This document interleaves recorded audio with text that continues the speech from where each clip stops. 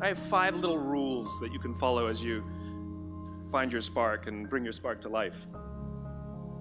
The first is to go after the things that you want. The rule is you can go after whatever you want. You just cannot deny anyone else to go after whatever they want. So the point is you don't have to wait in line. You don't have to do it the way everybody else has done it. You can do it your way. You can break the rules. You just can't get in the way of somebody else getting what they want. That's rule number 1. Rule number 2. I like this one. In the 18th century, there was something that spread across Europe and eventually made its way to America called puerperal fever, also known as the Black Death of childbed. Basically what was happening is women were giving birth and they would die within 48 hours after giving birth. This Black Death of childbirth was the ravage of Europe, and it got worse and worse and worse over the course of over a century. In some hospitals, it was as high as 70% of women who gave birth who would die as a result of giving birth. But this was the Renaissance. This was the time of empirical data and science, and we had thrown away things like tradition and mysticism.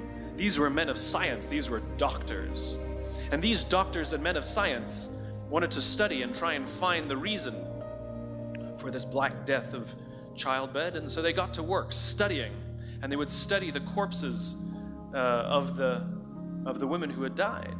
And in the morning they would conduct autopsies, and then in the afternoon they would go and deliver babies and finish their rounds. And it wasn't until somewhere in the mid-1800s that Dr. Oliver Wendell Holmes, father of Supreme Court Justice Oliver Wendell Holmes, realized that all of these doctors who were conducting autopsies in the morning weren't washing their hands before they delivered babies in the afternoon. And he pointed it out and said, "Guys, you're the problem."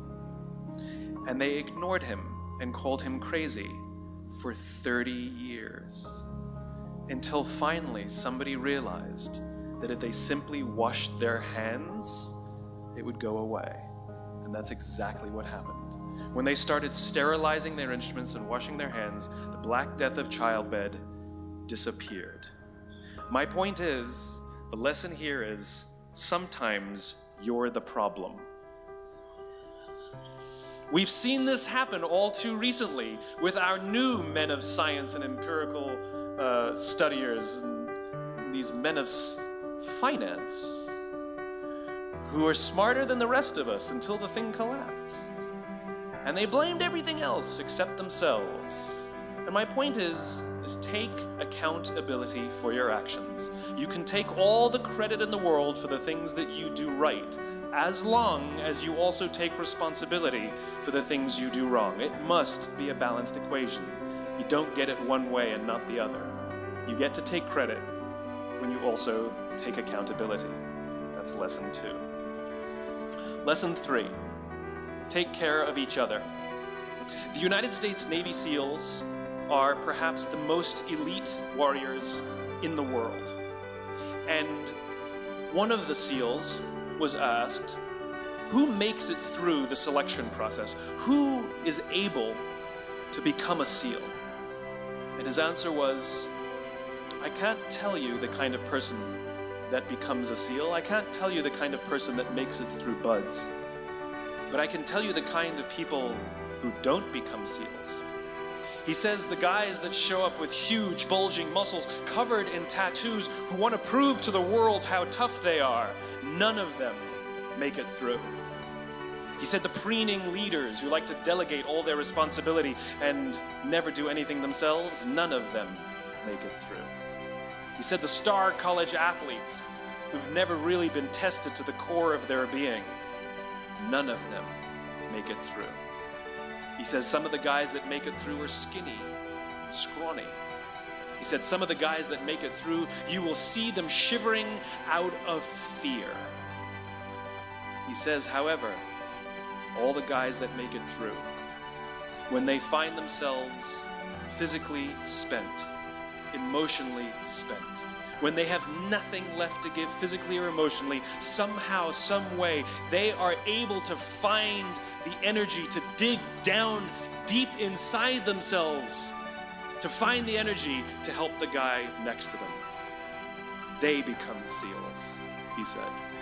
You want to be an elite warrior. It's not about how tough you are. It's not about how smart you are. It's not about how fast you are. If you want to be an elite warrior, you better get really, really good at helping the person to the left of you and helping the person to the right of you. Because that's how people advance in the world. The world is too dangerous and the world is too difficult for you to think that you can do these things alone. If you find your spark, I commend you. Now, who are you going to ask for help, and when are you going to accept help when it's offered? Learn that skill. Learn by practicing helping each other. It'll be the single most valuable thing you ever learn in your entire life. To accept help when it's offered and to ask for it when you know that you can't do it. The amazing thing is, when you learn to ask for help, you'll discover that there are people all around you who've always wanted to help you. They just didn't think you needed it because you kept pretending that you had everything under control. And the minute you say, I don't know what I'm doing, I'm stuck, I'm scared, I don't think I can do this, you will find that lots of people who love you will rush in and take care of you. But that'll only happen if you learn to take care of them first. Lesson 4. Nelson Mandela is a particularly special case study in the leadership world because he is universally regarded as a great leader.